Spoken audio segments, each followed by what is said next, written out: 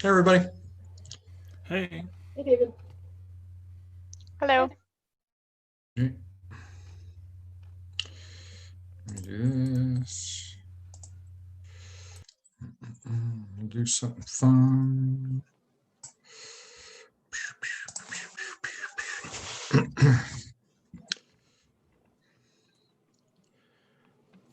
Hey, Debbie, are you're leaving us soon, yeah? Just on this call.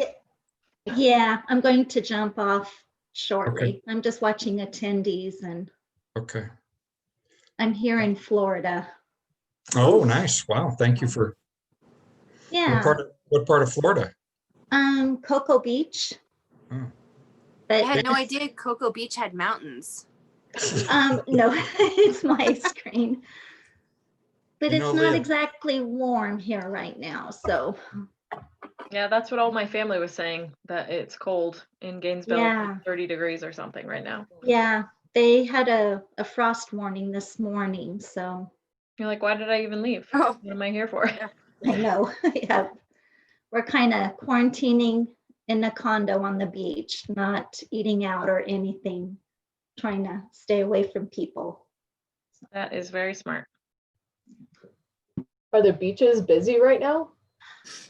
You know, over the weekend it was, but enough where you could still spread out. Yeah, well, and with the weather cooler right now, just nobody's on the beach, but it wasn't where it was so crowded you had to avoid people. Everybody kind of had their own area.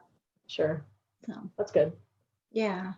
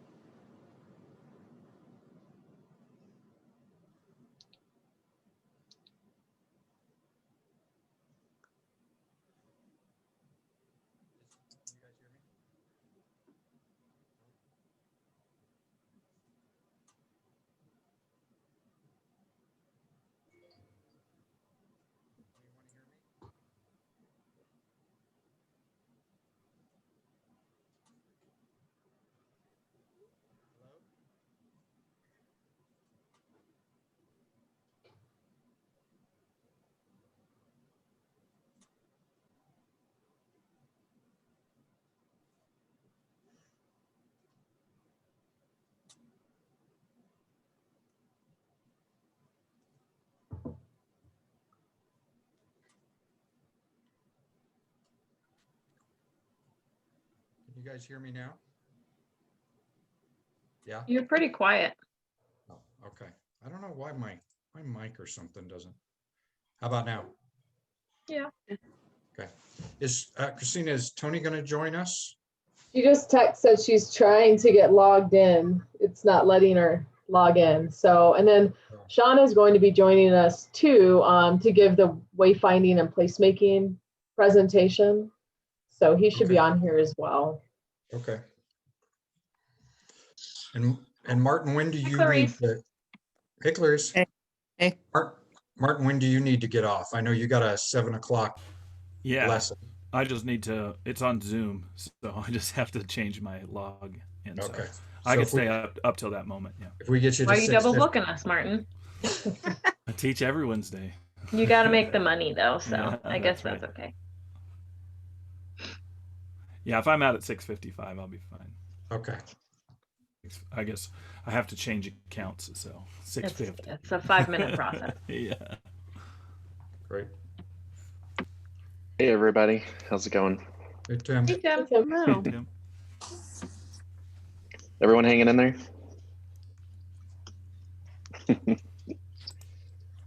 You consider that flexibly, then yes. Yeah, exactly. That's all you could do right now. Takes 10 minutes to restart. Hey Christina, did you get any word on that project? I think the flag is ready. And we Is can it? talk Okay. offline. Yeah, I'll follow up with you tomorrow. I need to reach back out to Public Works to get the AOK because they're the ones that are gonna have to put it up. So Yeah, sounds good. I'll touch base with you tomorrow. Okay, thanks.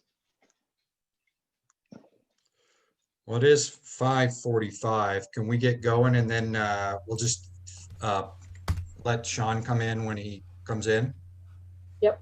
Is that sounds okay? good. Okay. And Debbie, are you just gonna leave us off? There you go. Yeah. I'll share the screen. Debbie, I'll jump off here now. Okay, great. Yep, let's go to the top. Great, thank you. Oh, there's Sean. Hey, Sean. Welcome. Mr. Chairman. All right. Christina, are you going to do the call to order? I mean, Roll call. Roll call. Sorry. I can't. I'm cheating. I'm coming down here to the bottom. So Yeah. we'll be back to back. Do the minutes after this too. Okay. Great. All right. David Carroll, Here. Leah Beth Cole, Here. Teresa Adams, Present. Clarice Ambler, Here. Martin Gilmore, Here. Mark Hessling, Here. Julie Parker, Here. Councilmember Wink. Don't There see she her is. on. Oh, there She we go. just came on. Yep. Okay. Councilmember Wink is present. Tim Vaca, Here? Sean Lewis, Here. Christina Underhill present, Mark Mullis. Here. We have Toni from our events, and then Allison Boyd is also an attendee. She is Toni's supervisor. Great. Thank you, guys. We just need to approve the minutes, and there wasn't a lot on there. We didn't make any motions. I think we talked a little bit about some of the things that went on, and we had a little bit about our budget. So there's not a lot of meat to this minutes. Can I get somebody to make a motion to approve? I'll make a motion to approve. Great. And a second? Second. Martin, we'll give Martin a second on that one. All those in favor? Say aye or raise your. Aye. Aye. Any of you guys are very vocal there. Any opposed? Okay, great. Well, thank you very much. The first thing on our agenda today, I think we had mentioned a little bit, maybe in a previous meeting, the city has been working with a consultant to identify really kind of a wayfinding and placemaking template, I guess, as it were, and I'll let Sean share a little bit more about that, but they wanted to share that with us to get any feedback that we had through the process. You're up, Sean. All right, thanks, Mr. Chairman, and thanks, Christina, for the invitation and reminder. I'm going to go ahead and try to share my screen and show you the same information that was presented to City Council last week, so that you have an idea of exactly what is being proposed. What I can tell you about what you're seeing is that this is kind of the culmination of a process that the Wayfinding and Placemaking Committee has gone through to really narrow down to a couple of concepts. And these are still, you know, I would say preliminary concepts. They're still subject to be changed, but preliminary concepts to really share with the public and get feedback from the public before going to for final approval from a recommendation from the Wayfinding and Placemaking Committee, as well as final approval from City Council. So, oops, I didn't start in the right place. So I want to start by just mentioning the task force members that that were involved in this. As you know, the City Council allocated some money in for the 2020 budget last year to be spent this year to hire a consultant team to put together a wayfinding and placemaking master plan. So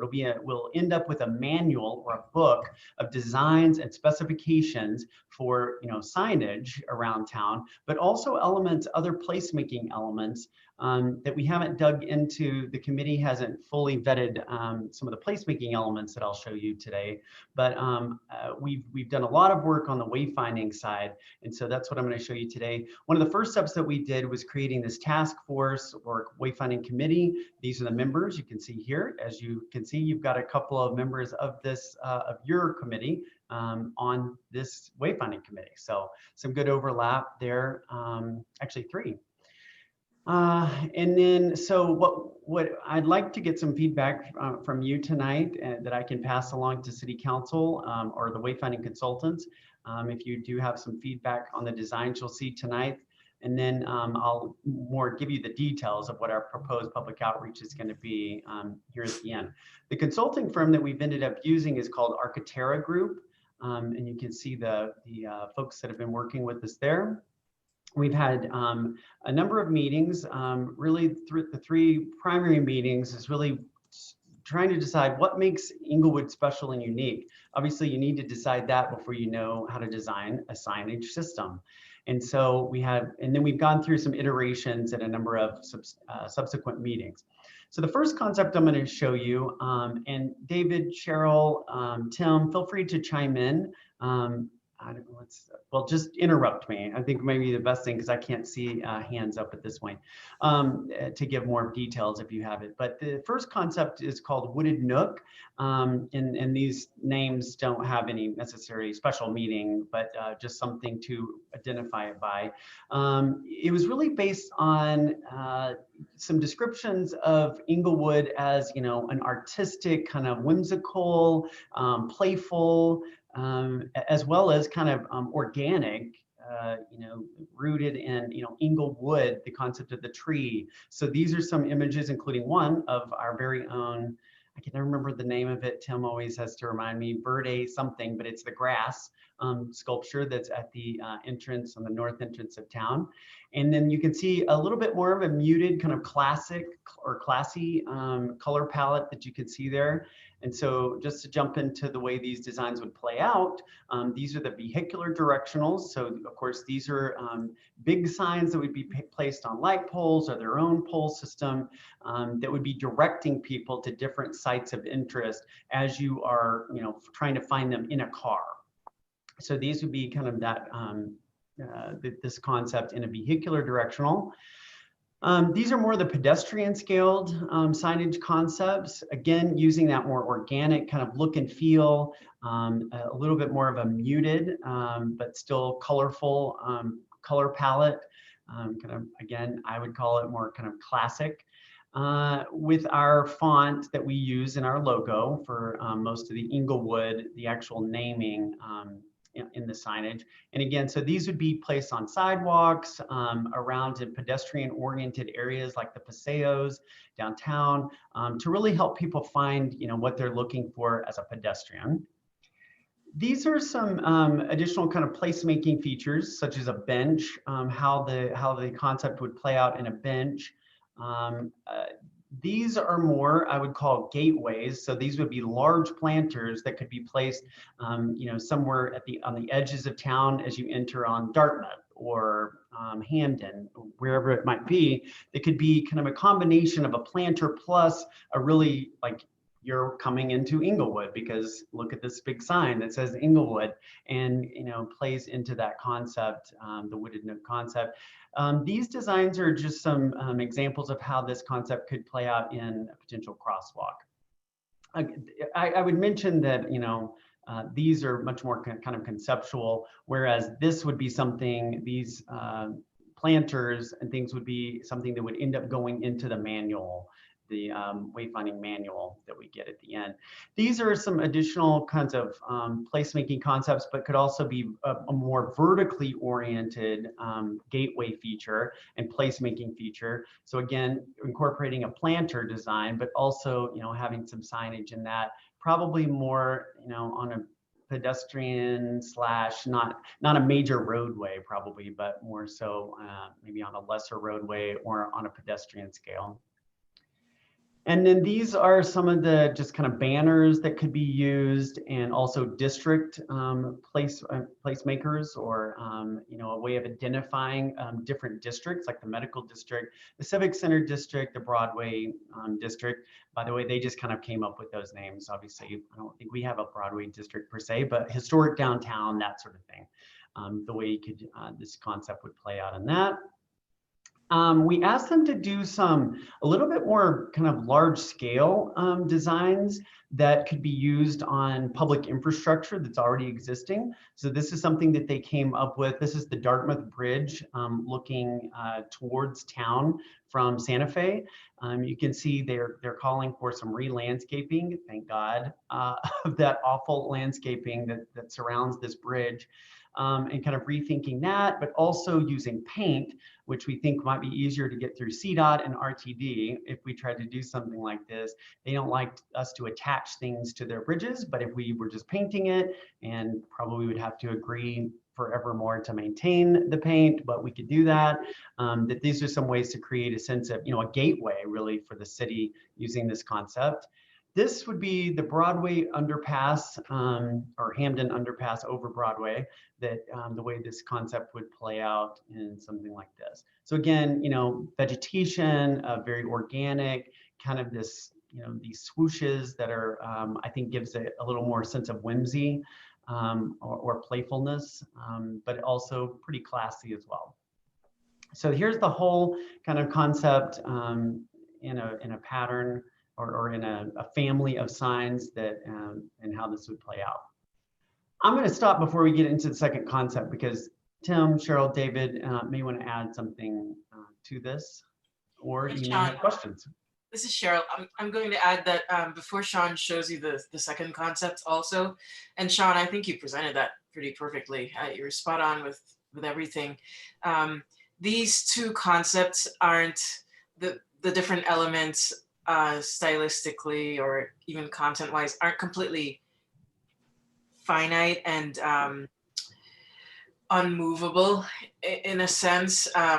It's expected that maybe council will end up, once we get feedback from citizens, from all the constituents, including cultural arts, it's possible that we might add an element here, or maybe make a slight modification to the one we end up choosing. So I think the thought is that they may not be accepted just 100% as is. Is that right, Sean? Absolutely. Yeah, that's a great point. I mean, I can tell I'm going to withhold judgment until probably the Wayfinding Committee meets again to provide a recommendation to council. But there's at least one element of this that I do not care for. But that's the type of thing that, as Cheryl mentions, you can tweak, and make some changes here or there. So great point. Other questions? All right, moving on to the second concept. This one is called Love Inglewood. I don't remember, it's some city, isn't it? North Carolina. There's some city that's really kind of embraced this love, and I learned that from Erica at the Grand, who was talking about that I don't know if you've ever seen some of their marketing around the Grand is the place for lovers, or I don't know, they use something like that. So she had mentioned that she kind of liked that tie-in. Whether or not you think that that has anything to do with the designs is beside the point, but that's kind of where the concept came from. They based this concept on, for instance, some of the very playful art that we have, sculpture that we have in our planters of the plants, the metal sculptures there. This is a picture actually of the mall, the old mall, and some of the banners. So they took that shape of the banner and incorporated that into some of their design elements. You may recognize this design element from the bridge, from the RTD fast tracked bridge that goes over, I think, Union Avenue, or the railroad there. It's somewhere on Santa Fe, you can see it from there. And then of course the Gothic with its pretty bright colors there. The palette is a little brighter, a little more vibrant, and then using a lot of kind of elements, visual elements, as opposed to words that they would use more kind of symbols. So the other thing interesting about this, they created their own kind of motif, I think is the word. I don't remember what you would call something like this, but using these line drawings of really kind of quintessential elements that define Inglewood: the Gothic, the bank building or chamber building, the Carroll Carp, the bridge at the RTD stop, the train stop, our bicycle rack design, and the fact that you can see downtown Denver, from most spots in Inglewood, or many spots anyway.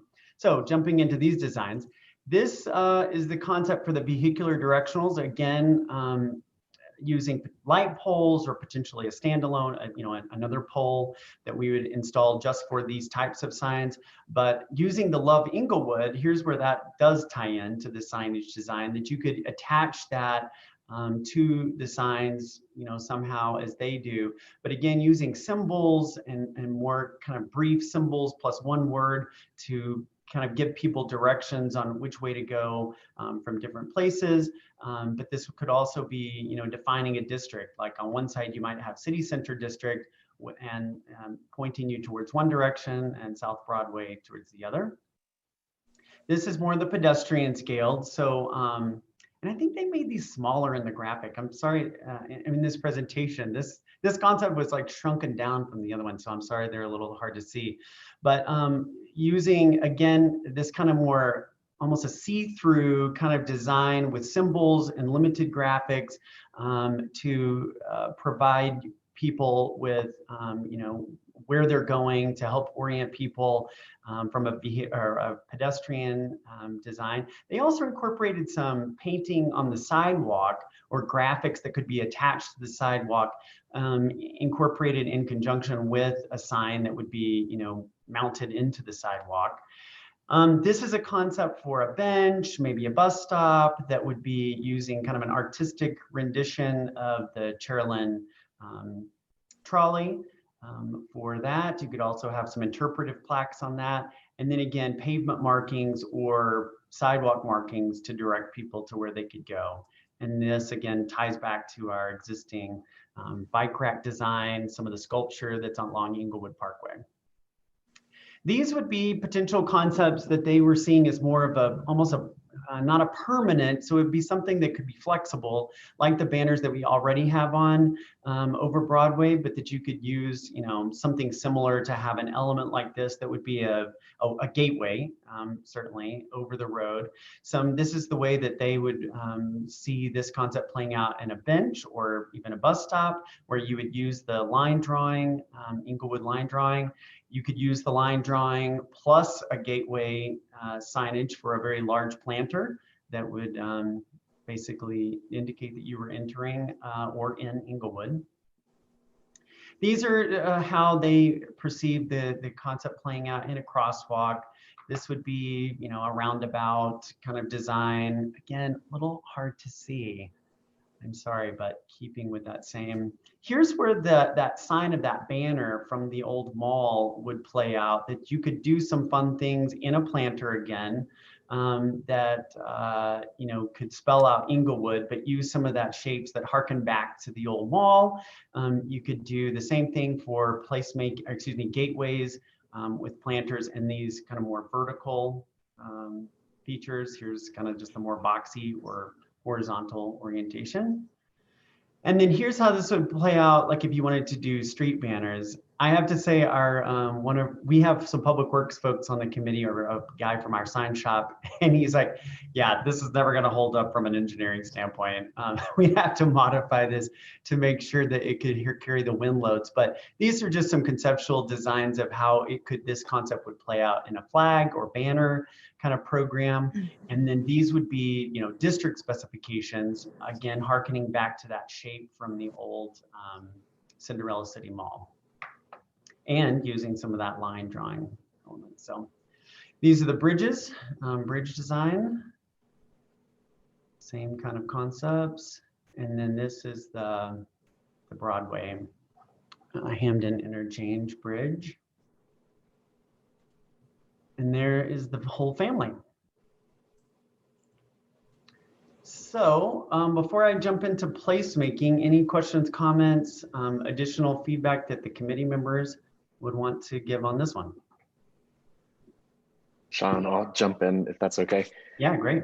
On the Sherilyn trolley sort of bench-like design element that you showed, I think they also mentioned that could be like a screen, like a sort of a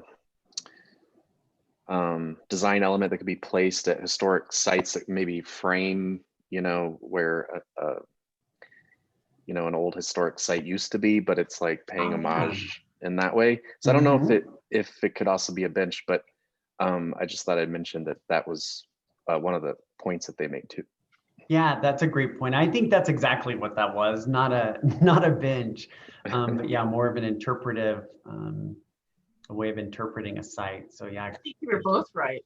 I think it was, you know, suggested as a bench and that kind of historic highlight piece. I think you're both right, actually. Yeah. This is one of my favorite elements of this design.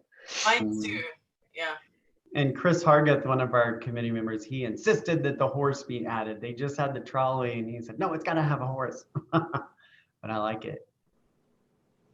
Okay. Sean, do you want people to respond right now? Yeah, why don't we do that? And I'm sorry that this is taking probably longer than you expected, but I do want to jump into a couple of placemaking ideas that committee members and community members have submitted. But yeah, let's go ahead and talk about any feedback, and I'll take some notes on any feedback that you all have on these designs. I mean, you guys can see that obviously these designs are two separate kind of visuals, and know that a lot of this wayfinding and placemaking, you know, does represent a bit of our civic branding, can also generate economic activity within our areas. That's been proven in other cities. So I don't know if anybody had any comments that they wanted to share. Hey, David, can I jump in? Yeah. So thank you, Sean. I think both of those are awesome. And I don't know if this is like up for vote, but I really do love this second concept due to the, I guess, the whimsy of it. It kind of like speaks to like the kind of art that we have in Englewood. But so if there was a vote, that'd probably be what I would go for. But my question is, for both concepts, are the materials similar enough for installation, maintenance, that the cost is similar, or is there anything cost-wise that would differentiate the two from a short-term and long-term? Yeah, that's a great question, and one that we haven't really gotten into. We've really been trying to focus on, you know, the design elements.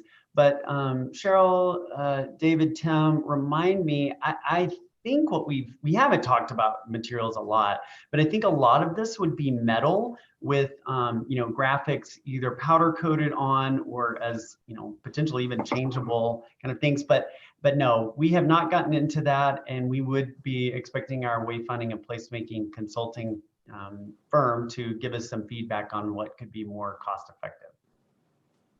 You're right, Sean. We didn't specifically compare or look at or talk about any figures pertaining to the two, but in terms of material, I think as far as the conversations may have gone was to talk about the industrial sector and the importance of it in the history of Englewood and moving forward.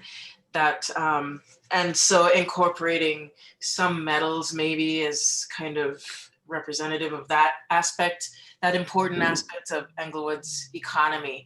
So yeah, I'm glad you guys are providing feedback. You know, it's great if you like colors or like whimsy, etc., or you feel certain pieces speak to the direction, different, you know, different categories of where the city, like I know you guys have all read the Englewood Forward, so the objectives there, where the city sees itself growing, where we've been, that sort of thing. So thanks, Sean. Does anybody else have anything?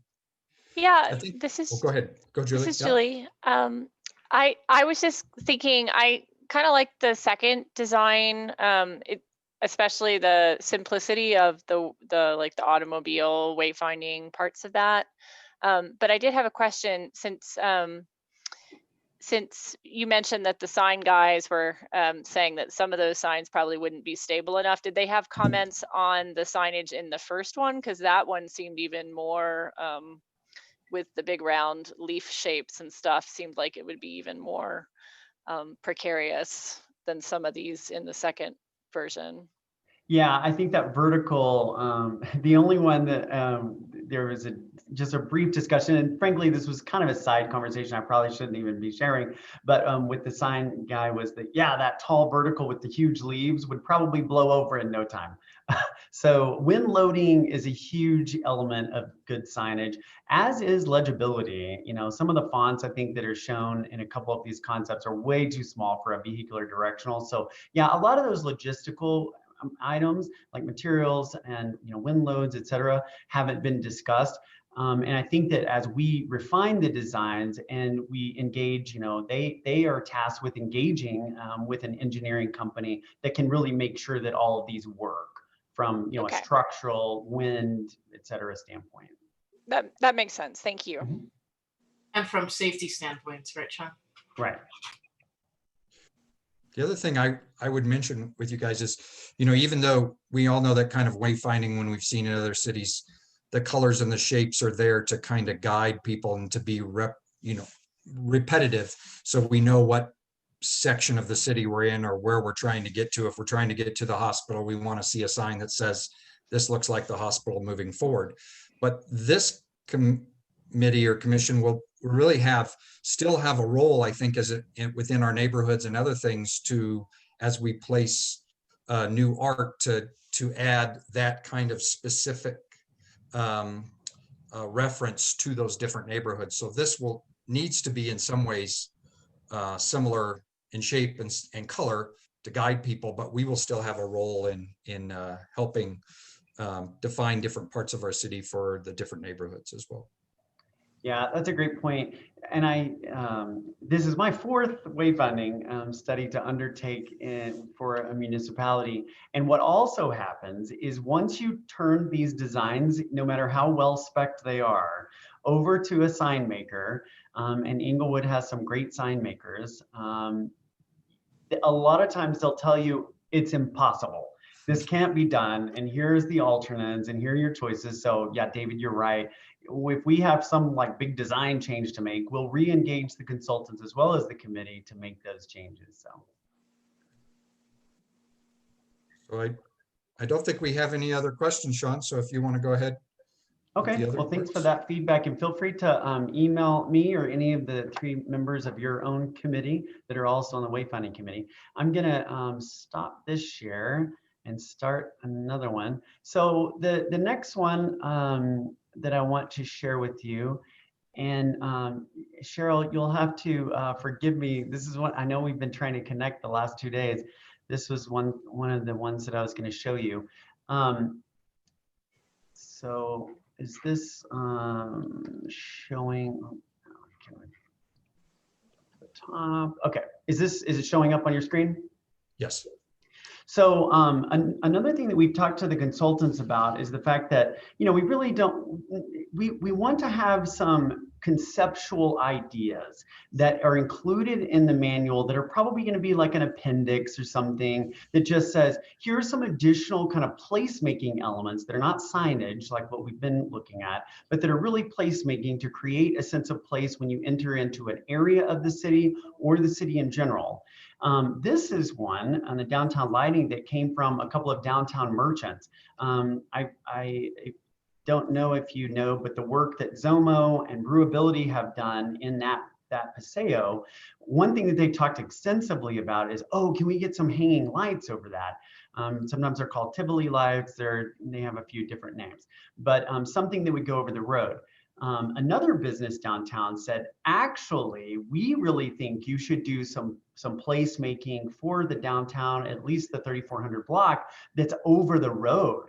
And so these are some photos that have been submitted from downtown merchants and some additional ideas. Another concept is not the Christmas lights that drape, but this is just to kind of give you an idea, but rather, you know, using LED lights either from the top of the building shining down or built into the sidewalk that shine up, that you could program with different colors. Like for Valentine's, it might be red, white, alternating. For Christmas, it might be green and red. You know, you could do any number of things for different times of year, plus just put, you know, add color and interest year round. So two different concepts for like, how do you create a sense of like, I know I'm here because, oh my gosh, this specialty lighting is so different in this like 2-block area. So those are just some concepts. Again, these are ones that have been submitted by folks and that the Wayfinding Placemaking Committee will be discussing. So these are, again, very, very conceptual. These are some ones that, did I show these last week to you guys? I didn't, did I? I mean, last meeting? No. Okay. Sorry, I've been doing this dog and pony show a bit, and I'm forgetting who I've talked to. But this would be some ideas and concepts for medians and rights of way. So one of the things that makes Inglewood unique is that we have 2 major roadways that have going through the city that cross, obviously Hamden and Broadway, where you have medians along the entire stretch of most of that, both of those roadways. So that's a huge opportunity to create a sense of place through either landscaping, which we have done a terrible job of maintaining and putting in place. Our medians are some of the worst I've ever seen, but at least they're not filled with weeds this year, or we're not this summer. So, but now we got to take the next step, do some landscaping, but also think about how we can create a sense of place using public art. And so these are some concepts, you know, abstract art, organic art that, you know, has some relationship to nature. Maybe it could be solar, lighted art, wind or kinetic art that kind of moves. And it could be small, it could be grand. These are some things that certainly this committee would be having a voice in. I have talked to a number of people about this in the art community. One of them was your own Tim Baca, who said, you know, something that actually has worked in some cities is really just using some sort of precast or already out of the box, just a shape, something simple that an artist could come in and periodically just change the art. So these are just kind of some examples of that, to where it's not something that there's a lot of cost to maintain. You would be paying an artist, obviously, to come in on some period of time to come in and repaint, but it could be a simple shape that might be low cost to start with, and then you would have something that could be kind of ever changing. So just some concepts for that. This is something that was submitted by a downtown merchant in terms of streetscaping elements, pedestrian amenities.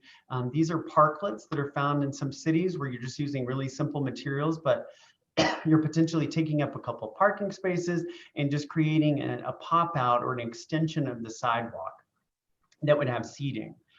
So those were kind of cool. Also thinking about, public spaces as a place to put art that also functions as like a play zone or a gathering place. So I don't remember, this was also submitted by a downtown merchant that, I don't remember where they found this, I think it might have been Europe somewhere, but you know, this would be incredibly grand, and I don't even know of a public space big enough to put something like this. But just thinking about ways of putting, you know, along a sidewalk that's wide enough to incorporate some, you know, play elements to where it's an attraction, but it's also creating a sense of place and giving, you know, kids a memory of a place to create, you know, frankly, economic vitality.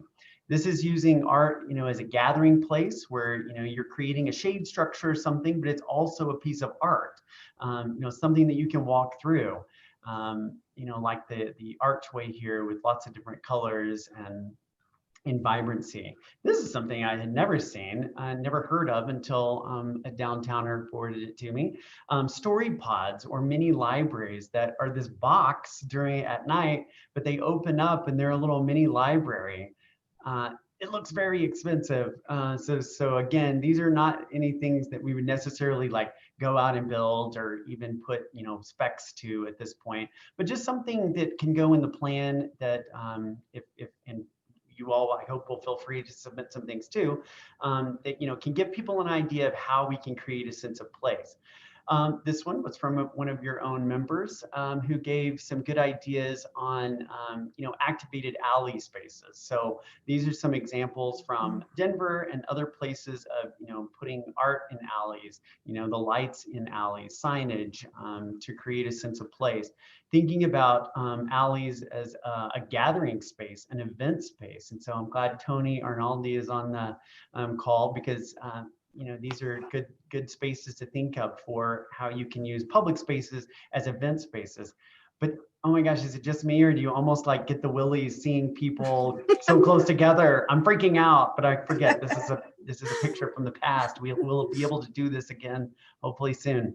But you know, using art and lighting and all kinds of things, you know, to create a sense of place in alleys. So.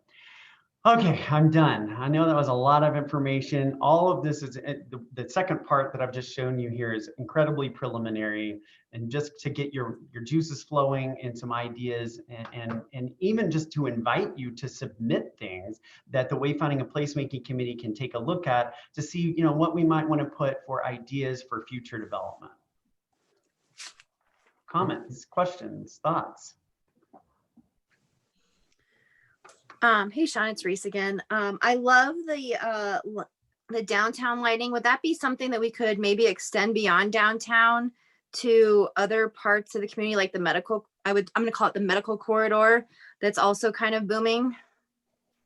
Yeah, I mean, I think that what would be best, I wouldn't want to do the same type of lighting in two different places, but I absolutely think that there are opportunities, you know, particularly in the three districts within what we're calling downtown: civic center, historic downtown, and the medical district. I think each one of them should have their own kind of unique lighting features or other placemaking elements that create a sense of place and uniqueness. So absolutely.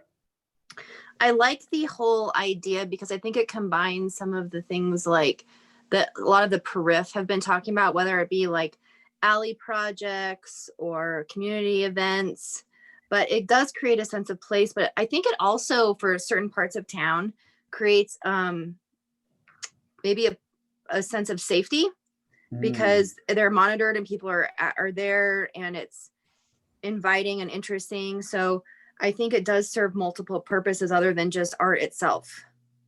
Absolutely. Yeah. And studies show that when you, a lot of times when these elements are put in an area, graffiti is reduced, you know, crime, vandalism, that these things can, because there are a lot of times activity generators. But also, if you think about taggers, the taggers rarely tag a beautiful mural.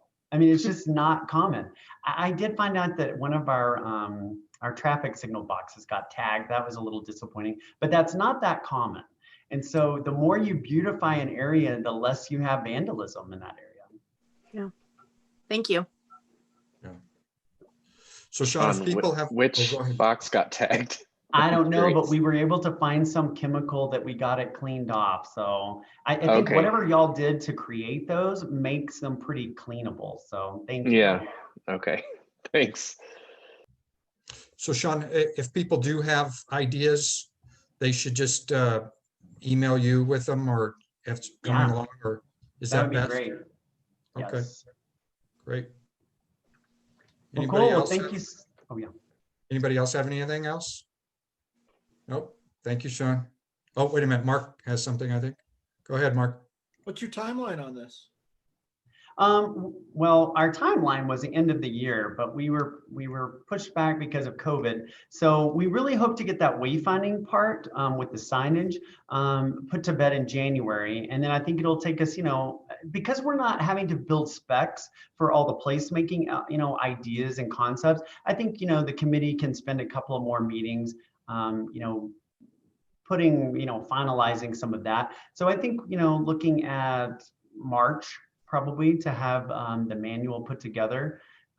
Yeah, but I forgot to tell you.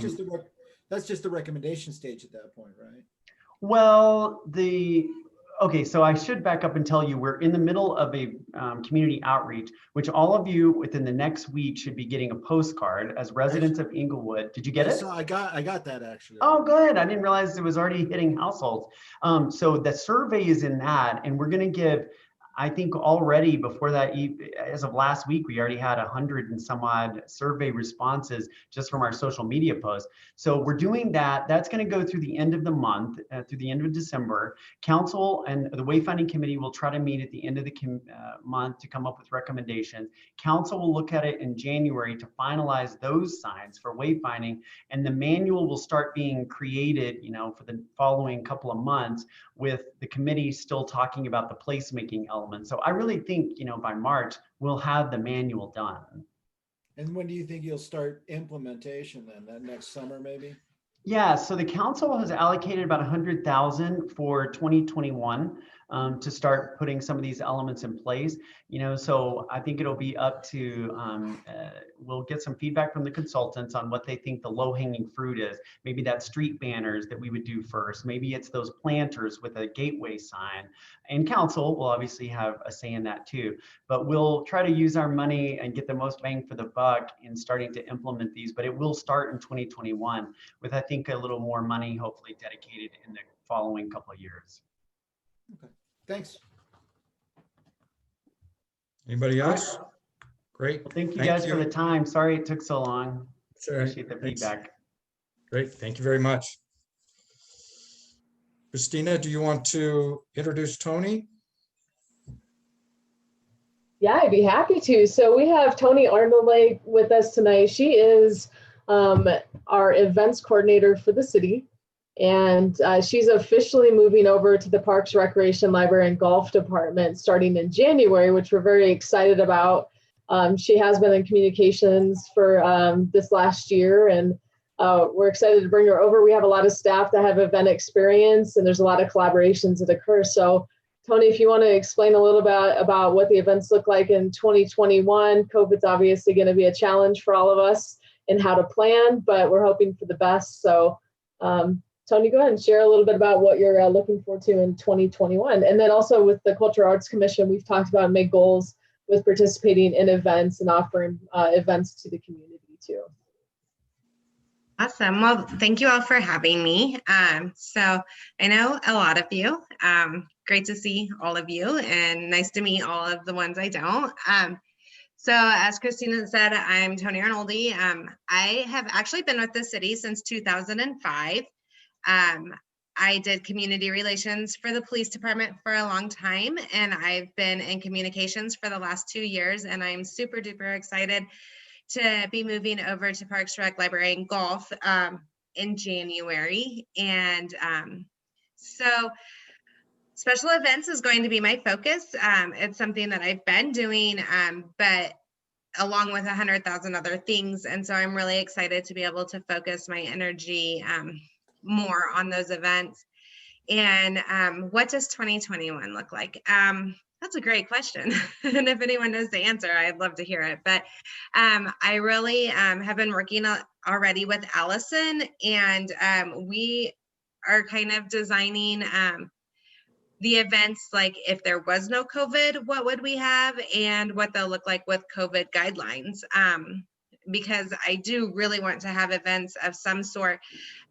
This year, we weren't able to do the 4th of July, the block party, the concerts, and so we did drive-in movies and family fun off Broadway. So we're going to do something, just not 100% sure what that's going to be yet. But, you know, I am really excited about this group. I have worked a lot with David. I worked with Tim, and really excited about the crosswalks and the traffic cabinets, and it's just awesome. And so I would love to incorporate all kinds of stuff into the events and have really cool events.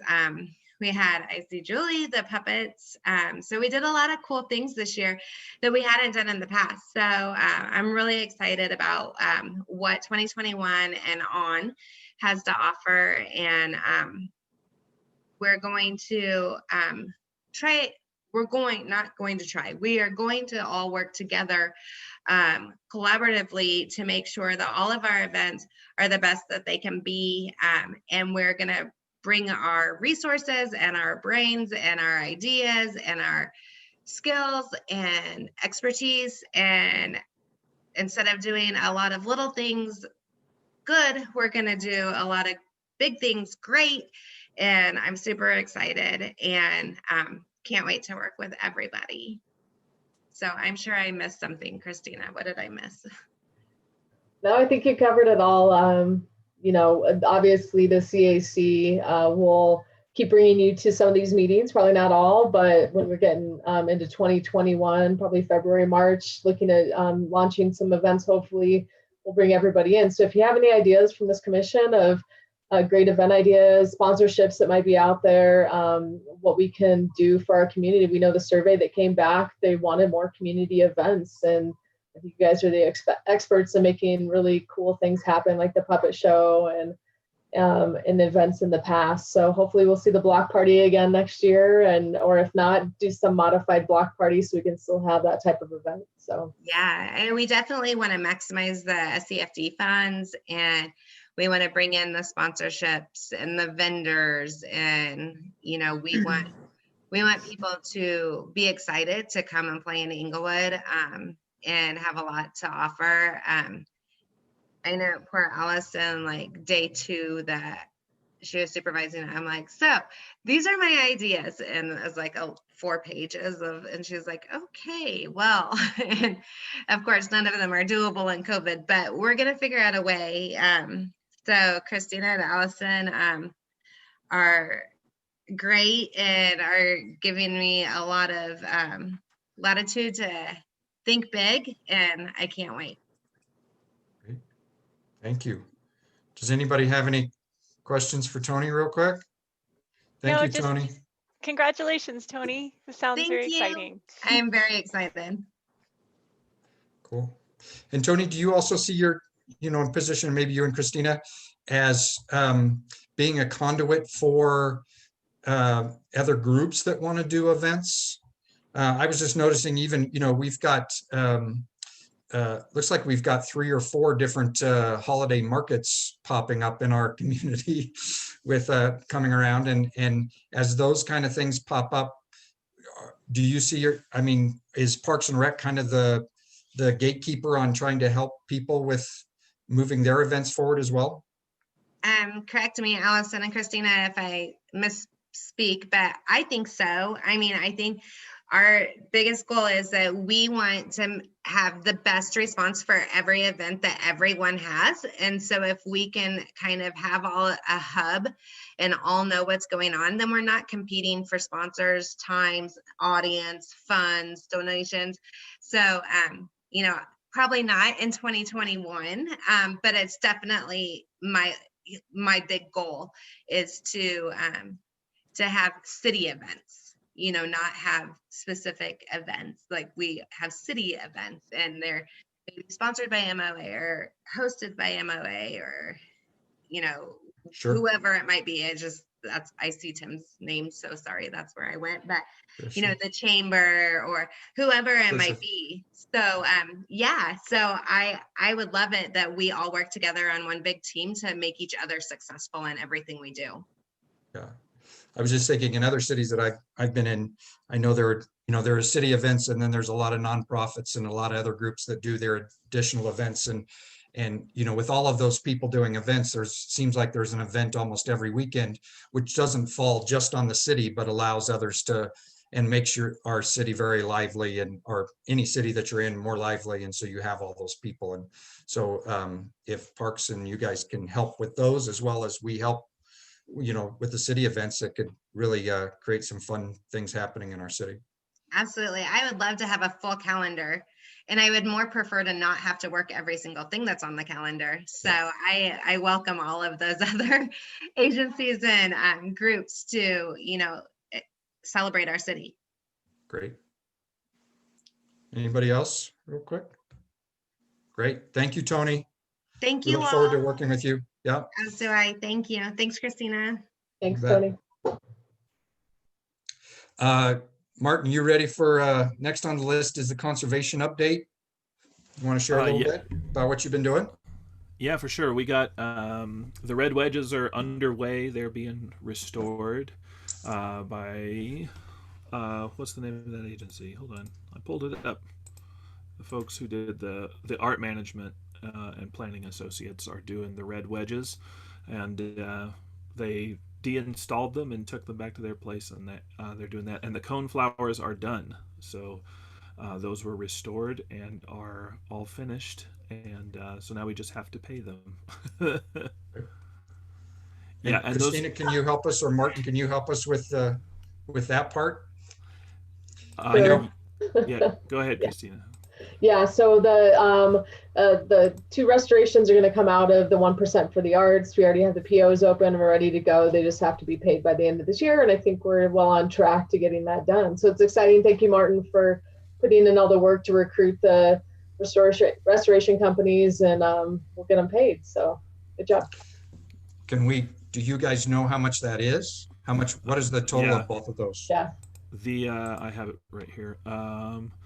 The cone flowers the estimate was $1,132.50, which was less than the estimate for the work that was given to us a couple of years ago. Okay. And then the other one was $8,900.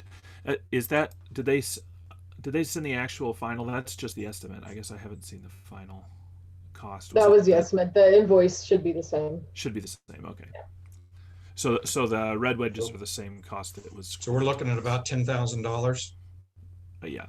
And am I understanding that it's all coming out of the 1%? None of it's being taken on by the city? That is correct. The finance department let us know, because we have a dedicated fund for art restoration. We have to use it for that. So originally the city manager's office had some excess funds and thought they could use it for that. But unfortunately, we're going to take it for the 1%, but you guys do have money in there to use it for that. So it's good. Sure. Are they also, Christina, following the guidelines of the 25%, or is that not the guidelines that they're following as well? No, those are the guidelines that they're following, is the 25%. The 25%? Yeah. So that leaves us, so we had 18, so we should have, what, 8,000 left in that conservation maybe. Okay, great. Yeah, and my plan is to go down the list of the restoration, but I'll bring whatever project in January, and we can start anew. That's kind of all we have time for, I think, in 2020. Yeah, I mean, typically what we've done in the past is we have brought those invoices to the commission, and then the commission as itself has approved, has looked at the budget and approved those, and knowing that that's coming out of the budget. I think when we first started this, we were thinking that money would come from the city, because they had that extra money. So I did a mad scramble to find people to do that, and which is fine. But anyway, that's why it all worked out. Usually I would bring those to the commission, but it didn't work out this time, just because we were expecting it to come from a different place. I'm happy you got it done, Martin. I appreciate you kind of no problem. Yeah. Doing it quick. I And don't Mr. know Chairman, much can about I- art restoration. Sure. Can I do a mea culpa here? So yeah, when I originally said, yes, Christina, go ahead, go forth and conquer with this restoration stuff, we've got the money for it. I did not realize that there was a fiscal policy that prohibited that. And so our staff correctly redirected me and let me know that was not possible. And unfortunately, I think we were already too far down the road with them to kind of shift course. But the dollar amount that I thought the dollar amount was far greater than 18,000 that's in the budget, but is the 18,000 just the restoration budget? Yes, Yeah. that's Oh, the okay. 25% of what we have. Yeah, because I Okay. think we have like 84 right now or something. Yeah. And Sean, what we were using is we had seen in old guidelines, and if that doesn't apply anymore, but the guidelines we had seen is, I think in the ordinance had said that the 1%, 25% of that would be used for conservation and the other would be used for, so we were always taking 25% of the total and assuming that was our restoration fund and the other was to be spent for, whatever those. Yeah, that makes a lot of sense, but I do greatly apologize to you all for my not understanding this in my first year as your city manager, but also to tell you that the good news is that there are a lot of infrastructure projects coming. Because the fee increases that we've done in water, sewer, and wastewater and stormwater, as well as some of the street and bridge type projects that the council has approved for the next 3 years, you are going to be flushed with cash for the 1%. Cash is coming your way because we are getting ready to do a lot of spending on infrastructure and capital projects. So I think it bodes well for your future budgets. Great, thank you. And yes, thank you, Martin, for taking care of that for work. sure. Yeah, and we're playing catch up on this art maintenance stuff. I mean, it hasn't been steadily happening as far as I understand. You are correct. Okay, I haven't researched the history that far back, but anyway, so that's my plan. But from now on, I'm bringing this stuff to the committee. I was just trying to get it done for that. Sure, appreciate it. Because I was under the impression we were using that city money. Yeah. Any other questions for Martin on that? Okay. Next on our agenda is the crosswalk traffic box applications. That can be really quick. All I wanted to let everybody know is that Debbie was working hard to get those onto the website. They are currently on the website on our section, the Cultural Arts Commission section of the website. There are both the applications for the crosswalks and the traffic boxes. And so for those folks that are interested in pursuing, if someone comes up and asks you, how do I get one of these traffic boxes or how do I get a crosswalk happening, if you direct them to that page, does everybody know our page on the website? There are the two applications right there. I think Debbie wanted to do make it a little bit more fancier, a little bit cooler, but right now at least those applications are on there, and so we've completed that task. Any questions on that? Great, we're moving quickly here. Christine, can you possibly throw up do we have the art master plan and steering committee? I'm going to watch my time, Martin. Bobby.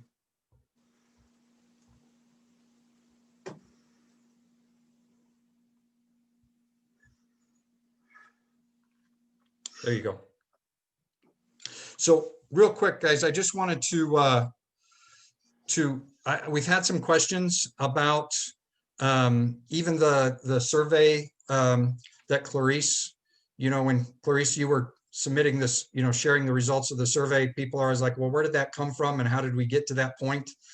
And and I know we have some new staff members as well. So I thought I would just really quickly show you kind of how we got there, just to remind everybody. And then, like many things, due to COVID, we were on I think a pretty good path of all the steps.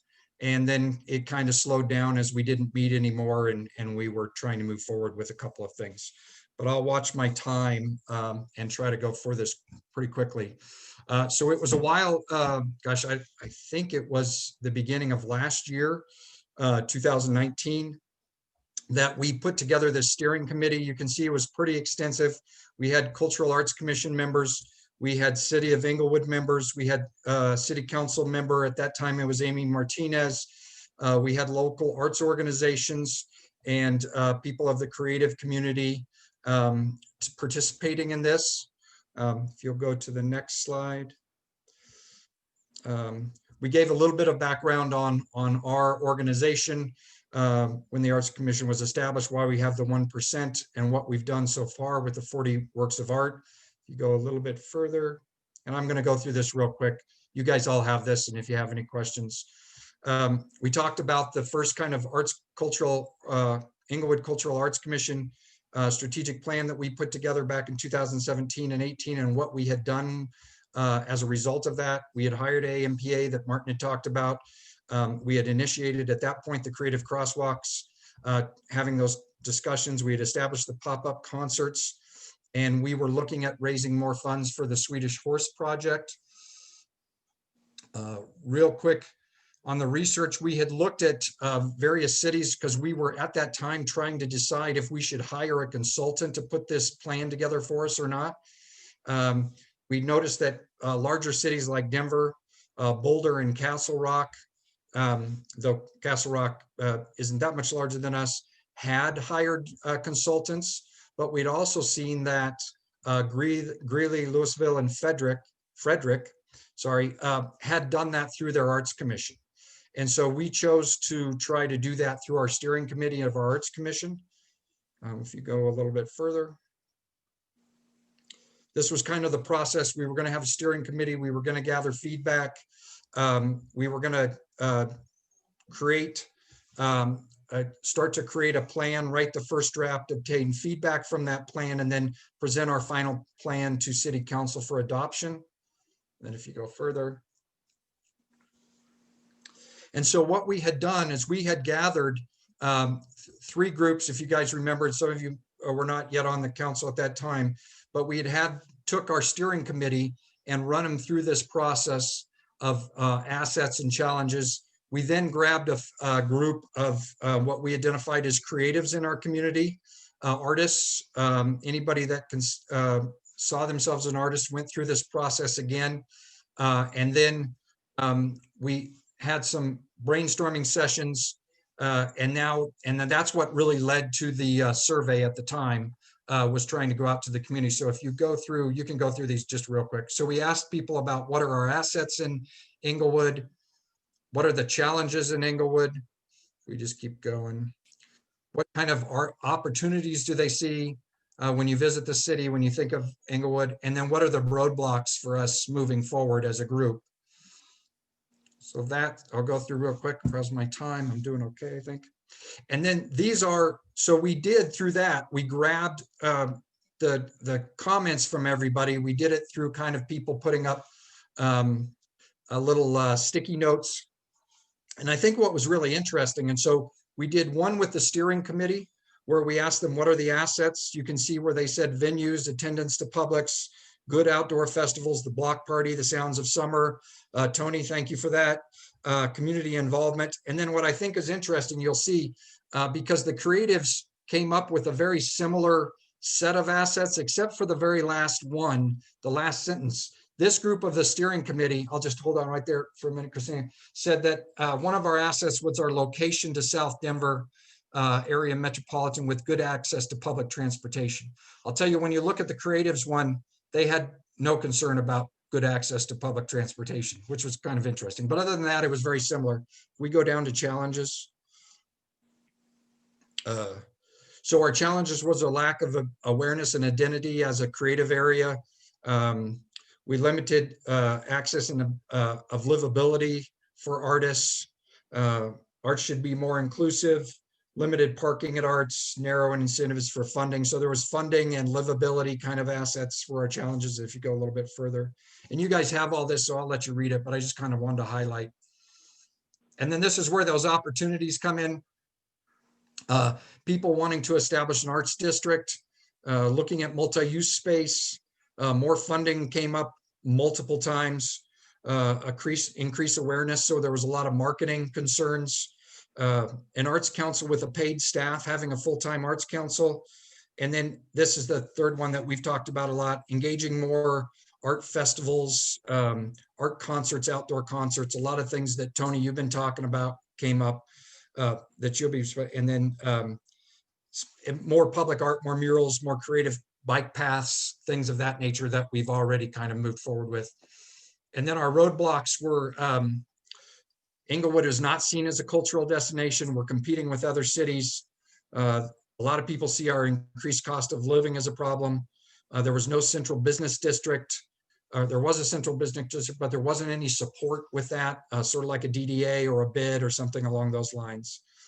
And then if you'll just go through. So we did this again for creatives. You'll see if we just mention that one, Inglewood seems to be open-minded and forward-thinking with a desire to improve and grow.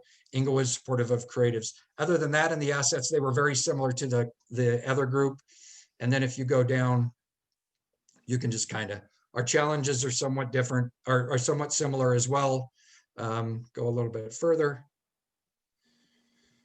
The opportunities were very similar as well. More workspace, a museum or a history, cultural arts center, more inclusiveness, more funding. Funding was a part of that. And then the last one there, how are we doing on time? And then the roadblocks were very similar too. You can see even this was the creatives back when they were the ones that said the bid or a merchant association would be good because they saw that as a possible funding. And then difficult sales tax process. There were some that were craftsmen that found that to be difficult. So these were kind of the ideas. And I just wanted everybody to know that we had gone through this process. We had then had the survey that Clarice put together and has shared with you, but that's how we got to that point. And then the next steps for us was really to take a lot of that information and begin to put it into a more comprehensive plan that then we could share with city council and city to say, this is what we had found out and this is what we were hoping to do. And we then hoping to guide us for the next couple of years. So I know that was a lot and I went kind of fast, but I just wanted people to realize there was this backing behind a lot of the stuff we've been talking about and that we could still move forward on putting that plan together and at some point presenting it to council. Any questions? Nope. Sorry to bore you with all that. So last, we'll get this done. Then we'll be out of here by 7. I had talked to Christina and Leah Beth a bit ago and said, I've been in this chair position for, I think, a little over 2 years, about 2.5 years. And what you may or may not know is it takes a lot of work, a lot of time. And I'm starting to get a little burned out. And so I wanted to suggest that we elect a new chairperson or nominate a new chairperson and move forward with the new year with somebody else. I still have, I think, a couple of years on my appointment to the Cultural Arts Commission. So I would intend to stay on as a member and help out with anything I can. But just the amount of work it takes sometimes to just be the chairperson and do all the meetings and all of those kind of things is just taking its toll on me. So I wanted to move on. So with that in mind, we have talked to a couple people, maybe interested. And I had asked possibly Martin to make a nomination. If you guys are okay with that, unless you want to discuss any discussion on that, any talk? I have a question. If Martin nominates, does that mean Martin can't nominate himself? No. Okay. Well, I suppose Martin could nominate himself. Yeah. Okay, good. Okay, good. Yeah. Martin sounds like a lot of work, and I have a 2-year-old. So. He was willing to. He was Martin, willing to nominate himself. You want me to nominate you? Martin? Okay. No, I thank you very much. I do not have the time to do the work of the chair of this committee. I think David said that Reese might be interested, so I think I'd like to nominate Reese to be the chair of the commission. It sounds like she has the time to do it and the interest. Great. I don't have a 2-year-old. David, do we have to make a motion or? So I think with that nomination, I believe we need a second on that nomination. Am I correct with that? I'll second it. Lee Beth will second it. Christina, do you have any, Cheryl, do you have any other procedural things that you know of? No, I think it is customary that we nominate, there's a second, and then I think maybe the whole group Votes? Yeah, I think so. I looked back in our minutes, and the last time we actually had something like this was, I think, 2017. So it's been a while since we did. Yeah, some it's of been a this. long run, David. I Been a think long that's run. it. We've done some stuff there. So, so we've got Leah Beth second. Do we have any other nominations of people that want to take it on? I'd nominate Tim's dog. I'm just kidding. Okay. We got Tim's dog as well. She's very busy poodling. Obviously. Great. All right. So we want to do a vote? Do we have to, can we just do it publicly, or do we have to? Technically, it goes, all those in favor, please signify by stating aye. Okay, but can we do it publicly? Yeah. Okay, everybody's in agreement with that? All right. Sure. So everybody that's in favor of Reese being the next chairperson, say aye. Aye. Aye. Anybody opposed? All right, Reese, you're it. Tag. Landslide. Yeah. You're it. Great. All right. Thank you, Martin. Thanks, everybody. It's been a good, fun 2.5 years. I think we've really accomplished a lot. And so I was really excited really about have. that. And we look forward to moving forward with the next couple years. David, if I may, you've been amazing. I mean, I've sat in on meetings for 15 years, and you and Cheryl have probably been, and Leah Beth have probably been some of the most productive chair people. So thank you. Sure. You bet. Thank you, Tim. Thanks for that, Tim. Yeah. All right. Staff choice. We'll just do the regular rest of the agenda. The only update I have is the mural on Santa Fe for the trail is complete, and it does look pretty good. It's noticeable, it's pretty, it's vibrant, so that is finished. Oh. And we did not approve this, but they moved forward and did the whole overpass. So they proposed the one side, they did the overpass, and they did the other side. It's fine, it's complete, it's done, it looks great. So hopefully it lasts a long time. So get by there and check it out if you have time. That's all I have. Great. Mark? I just want to say thank you, David, for your service, and Reese, we look forward to working with you. You bet. Thank you. All right, now we've got council. Let's see. Let me guess. Commissioner's choice. I don't have anything. Martin, you have anything else? Nope, nothing. Reese? Nope. Thanks, David. Looking forward to carrying on your leadership. And I don't think Toni's still on, but I have some updates on the Swedish horses. So I'll probably be circling back with you, Christina and Toni, and figuring out some logistical things moving forward. So more to come. Thanks, guys. Great. Leah Beth? No, I'm excited to work with Reese. You've got some very large shoes to fill. So that's Thank it. you. Leah Beth's a great vice chair. Yeah. Julie? I'm good, but thank you. Excited for the new year for a variety of reasons, but Reese, working with you will be a pleasant one. Thanks. Clarice? I got nothing. Nothing? Mark? No, we're great. Good to see everybody. Happy holidays. Yeah. You too. Thank you, Mark. Tim? Just that, we had to reclose the museum, unfortunately, and we don't know when we'll be able to reopen, but if you need anything, I'm working from home, so let me know. Great. Councilmember Wink? Thank you. Thanks for saying that, Tim. I was really sad after you got going again. So I hope it happens soon. Quick question. When is the Rauschenberg ending? April? March 20th.